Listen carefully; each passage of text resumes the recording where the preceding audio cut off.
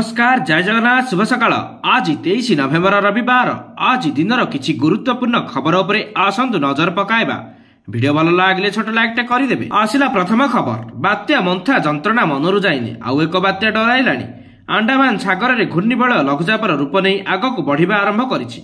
पाणीपाग विज्ञानी पूर्वानुमान कलेଣି जे एहा बात्या रूप नै पारे। ओडिसा को भी रहिछि विपद। मालका और दक्षिण अंडमान सागर रे सृष्टि घूर्णिबलय नैछि लघुचापर रूप। यह पश्चिम उत्तर पश्चिम दिगरे गति करी 24 तारिख बेलकु दक्षिण पूर्व बंगोपसागर रे अवपातरे परिणत हब।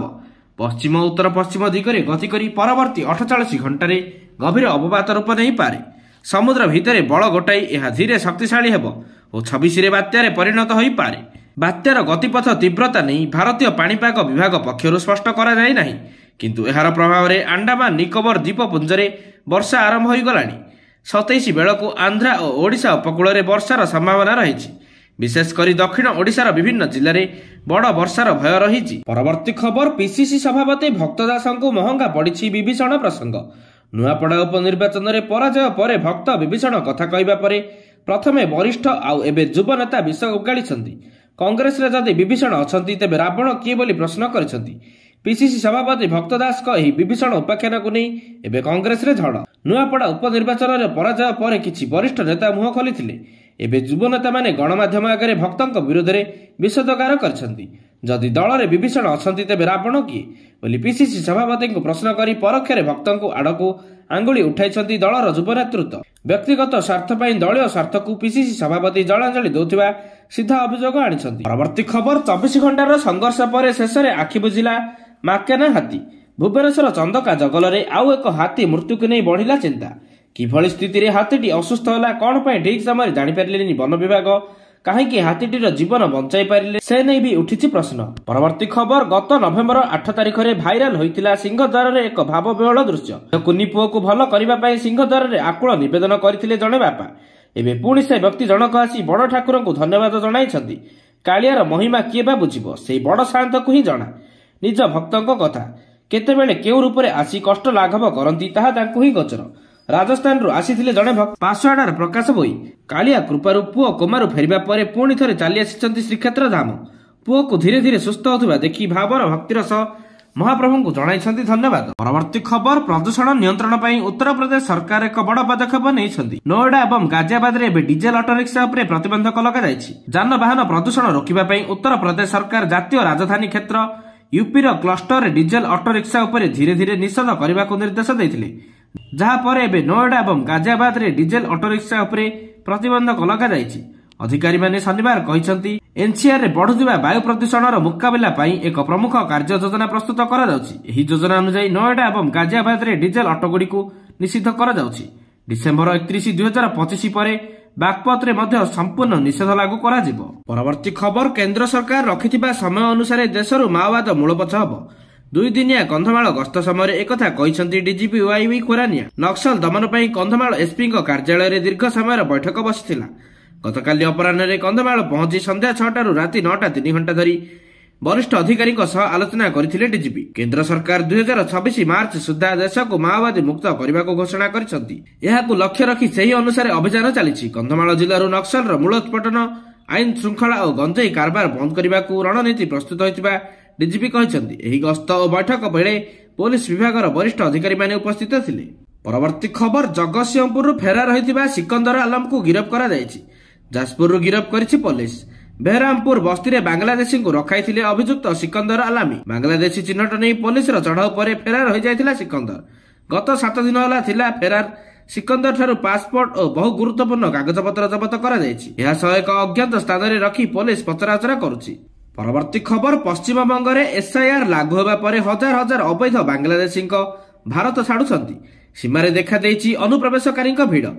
निर्वाचन कमिशन को द्वारा भोटर तालिकार स्पेशल इंटरनेसिव रिविजन रे संशोधन प्रक्रिया आरंभ होगा पर हजार हजार अवैध बांग्लादेशी प्रवासी माने भारत छाड़ी खबर मिली। सूचना अनुसार अनुप्रवेशकारी माने पश्चिम बंगर विभिन्न सीमा चेक पोस्ट दे बांग्लादेश को फेरिबा को चेष्टा करुछंती। रिपोर्ट अनुसार एसआईआर अभियान हेतु धरा पड़ जा भय एही लोक माने निजर आधार कार्ड और भोटर परिचय पत्र भली भारतीय दस्तावेज धरी देश छाड़ुछंती। परवर्ती खबर, दक्षिण आफ्रिका रे आयोजित G20 सम्मेलन रे जोग देबाकू जाइथिबा प्रधानमंत्री मोदी दक्षिण आफ्रिका भित्तिक नास्पर्स सहित भारतर डिजिटाल इकोसिस्टम निवेश उपरे आलोचना करिसंती। शिखर सम्मिलन पूर्व मोदी नास्पर्स अध्यक्ष और सीओ सह आलोचना करथिले। मोदी जोहान्सबर्ग रे पहुंचबा परे तांको विपुल स्वागत करा जायतिला। ऑस्ट्रेलिया प्रधानमंत्री एंटनी अल्बानीज को सह मध्य मोदी साक्षात आलोचना होईछि। दुई नेता प्रतिरक्षा और वाणिज्य समेत विभिन्न क्षेत्र में सहयोग वृद्धि नहीं आलोचना करिसंती। अन्य नेता सह मध्य मोदी आलोचना करिवे। एही अवसर में मोदी प्रवासी भारतीयों को भेटवा कार्यक्रम रही। परवर्ती खबर दिल्ली में धरा पड़ा आईएसआई सह संपर्क थिबा बड़ अस्त्र शस्त्र चालाणार नेटवर्क ड्रोन जोगे आसुथिला हाईटेक अस्त्र लॉरेंस गैंग को कराउथिला supply. Delhi police crime branch आज एक बड़ सफलता हासिल करिछि। पाकिस्तान गुइंदा संस्था आईएसआई सह संपर्क थिबा एक अंतर्जातीय अस्त्र शस्त्र चालाण नेटवर्क पर्दाफाश करिछि पुलिस। एही मामला रे 4 जण दुर्दांत बंधुक तस्कर को गिरफ्त करा जायछि। क्राइम ब्रांच सूचना देछि जे अभियुक्त माने पाकिस्तान ड्रोन माध्यम रे विभिन्न हाईटेक अस्त्र शस्त्र मगाउथिले। सेमाने मुख्यतः देशर लॉरेंस बिशोई और गोगिंग भली बड़ गैंगस्टर मानक एही मारणास्त्र जगाउथिले। एही नेटवर्क रे सीधासळख आईएसआई सह संपर्क रहिछि, जहा भारतर आभ्यंतरीण सुरक्षा पई एक बड़ चिंताधारक विषय। पुलिस सेमानकठारु विपुल परिमाणर अस्त्र शस्त्र एवं गुलीगोला जब्त करिछि। एही नेटवर्क रे अन्य लिंक उपरे अधिक तदंत जारी रखिछि। परवर्ती खबर बंद हेबो बाली माफिया मनमानी। प्रथम थर पई बाली रे लागू हेबो एमएसपी। मन इच्छा दर बढ़ाई बाली बिक्री करिपारिबे नाही लीजधारी।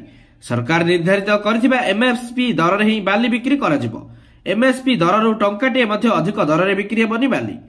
अर्थात सारा राज्य रे गोटिए दर रे बिक्री हेबो। एमएसपी लागू हेबा द्वारा टिकिए सस्ता रे लोकंकु मिलिबो बाली। बेआईन भावे बाली उत्तोलन करी केही बिक्री करिपारिबे नाही। गतकाली कैबिनेट बैठक में लघु खणी पई निलामी रे पूर्णछेद टाणीछंती सरकार। एणिकी ई लटरी जरिया रे मिलिबो लघु खणी। सेही भली बाली गच्छित करी रखिबा पई स्टोरेज लाइसेंस देबे सरकार। बिना स्टोरेज लाइसेंस रे बाली और अन्य लघु खनिज पदार्थ केही बेआईन गच्छित करी रखि परिबे नाही। गतकाली कैबिनेट बैठक में ओडिशा लघु खनिज रिहाती नियम 2016 रो संशोधन करा जायछि। कैबिनेट निष्पत्ति पर एने बड़ सूचना दैछंती खनि मंत्री विभूति जेना। परवर्ती खबर छत्तीसगढ़ मध्यप्रदेश सीमार नक्सल और सुरक्षाकर्मी मध्य एनकाउंटर चली। पूरा इलाका गोली शब्द गरजुला। अति सतर्कतार सह नक्सल गतिविधि उपरे नजर रखिथिले सुरक्षाकर्मी और पुलिस। हेले नक्सल गुली आसी इन्स्पेक्टर आशीष शर्मा देह को भेदी जाइथिला। तुरंत तांको छत्तीसगढ़ डोंगरगढ़ को एयरलिफ्ट करागला। हेले किछि घंटारे चलीगला आशीष को जीवन। देश को नक्सल कबल सुरक्षा देवाकू जाई शहीद होइगले आशीष।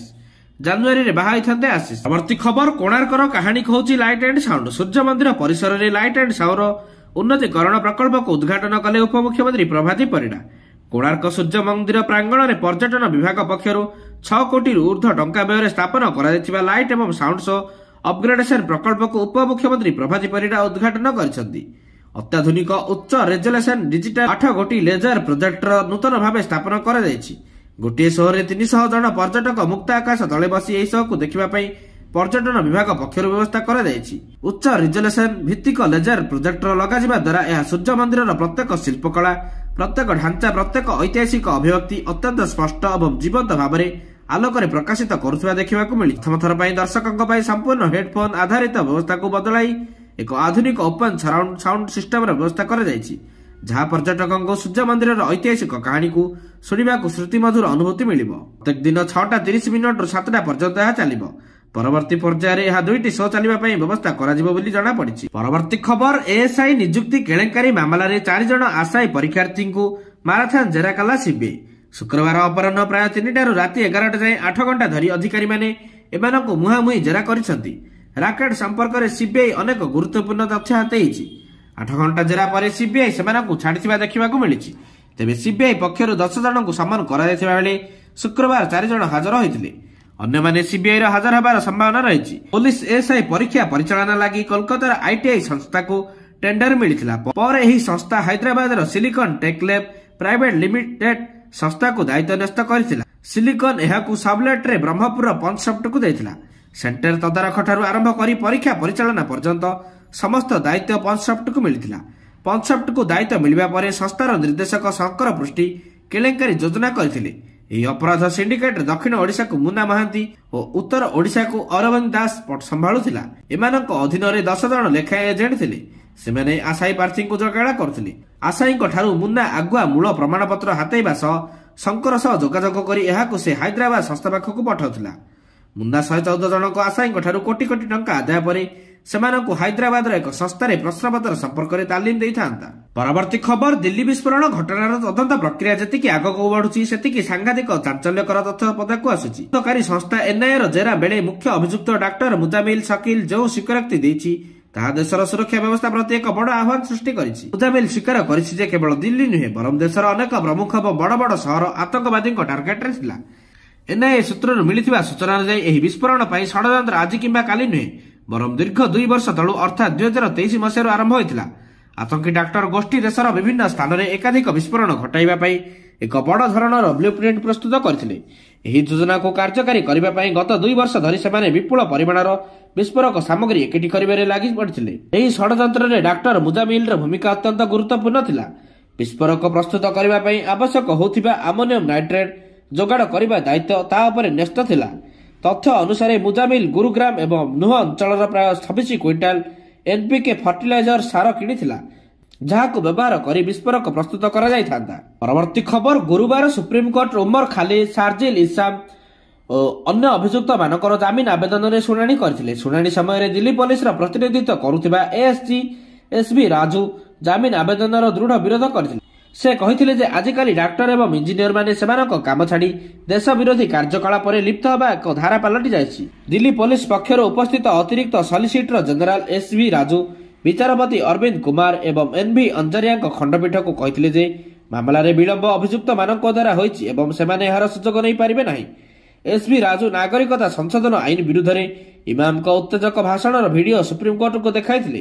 ଏହି ଭିଡିଓରେ ଇମାମଙ୍କୁ 2020 ଫେବୃଆରୀ ଦିଲ୍ଲୀ ଦଙ୍ଗା ପୂର୍ବରୁ 2019ରେ ଜାଖଣ୍ଡ, ଜାମିଆ, ଆଲିଗଡ଼ ଏବଂ ଆସାନସୋଲରେ ଭାଷଣ ଦେଉଥିବାର ଦେଖାଯାଇଥିଲା। ପରବର୍ତ୍ତୀ ଖବର, ବନ୍ଧୁକ ମୁନରେ ଶିଶୁ ଓ ଶିକ୍ଷକଙ୍କ ଅପହରଣ। ନାଇଜେରିଆରେ ବନ୍ଧୁକଧାରୀ ଦୁର୍ବୃତ୍ତଙ୍କ ଆତଙ୍କ। କ୍ୟାଥଲିକ ସ୍କୁଲରୁ 215 ଶିଶୁ ଓ 12 ଜଣ ଶିକ୍ଷକଙ୍କୁ ଅପହରଣ କରିନେଲେ ଦୁର୍ବୃତ୍ତ। ନାଇଜେରିଆର ଆଗ୍ୱାର ଅଞ୍ଚଳରେ ପାପିରି ଗାଁରେ ଥିବା ସେଣ୍ଟ ମେରି କ୍ୟାଥଲିକ ସ୍କୁଲରେ ଆକ୍ରମଣ ସହ ଅପହରଣ ହୋଇଛି। ଏହି ଭୟଙ୍କର ଘଟଣା ପରେ ସମଗ୍ର ଅଞ୍ଚଳରେ ଭୟର ବାତାବରଣ ଖେଳିଯାଇଛି। ଖ୍ରୀଷ୍ଟିଆନ ଆସୋସିଏସନ ଅଫ୍ ନାଇଜେରିଆ ବା କ୍ୟାନର ନାଇଜର ରାଜ୍ୟ ପ୍ରବକ୍ତା ଡେନିଏଲ ଆଟୋରି କହିଛନ୍ତି ଶିଶୁଙ୍କୁ ଉଦ୍ଧାର ପାଇଁ ସ୍କୁଲ ଓ ଅଭିଭାବକଙ୍କ ସହ କଥା ହୋଇ ସରକାର ଓ ସେନା ଚେଷ୍ଟା ଜାରି ରଖିଛନ୍ତି। ଆକ୍ରମଣକାରୀମାନେ କିଏ ଏବଂ ଅପହୃତଙ୍କୁ କେଉଁଠାକୁ ନେଇଯାଇଛନ୍ତି ତାହା ବର୍ତ୍ତମାନ ସୁଦ୍ଧା ସ୍ପଷ୍ଟ ହୋଇନାହିଁ। ସ୍ଥାନୀୟ ପ୍ରଶାସନ ଓ ସୁରକ୍ଷା ବଳକୁ ହାଇ ଆଲର୍ଟ ରଖାଯାଇଛି। ଉଦ୍ଧାର ଅଭିଯାନ ଚାଲିଛି ବୋଲି ପ୍ରଶାସନ ପକ୍ଷରୁ ଦାବି କରାଯାଇଛି।